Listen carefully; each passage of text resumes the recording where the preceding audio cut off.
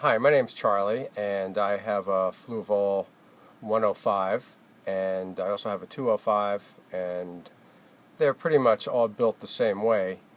And I've been running mine for about 5 years, and over the last month or two, it started making a lot of impeller noise. So I searched the web and YouTube looking for videos with solutions, and I didn't find one, or the right one.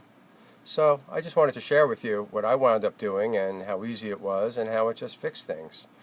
From an earlier purchase, I had in my house this impeller cover, and the cover has a little silicone retainer that the impeller sits in, and I had noticed, comparing the two, the old one and the new one, that the old one had gotten a little bit brittle. The silicone had gotten a little brittle, and the hole was a little bit enlarged that the impeller sits in.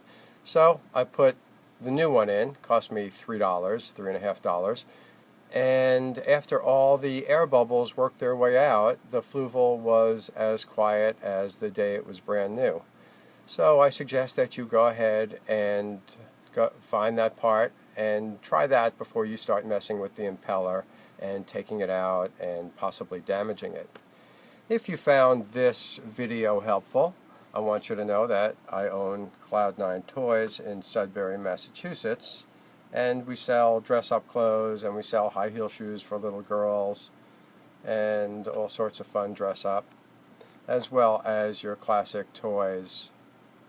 So I hope you found this video helpful. Visit my website, adorablekidsdressup.com, or Cloud9 Toys, and enjoy your aquarium hobby.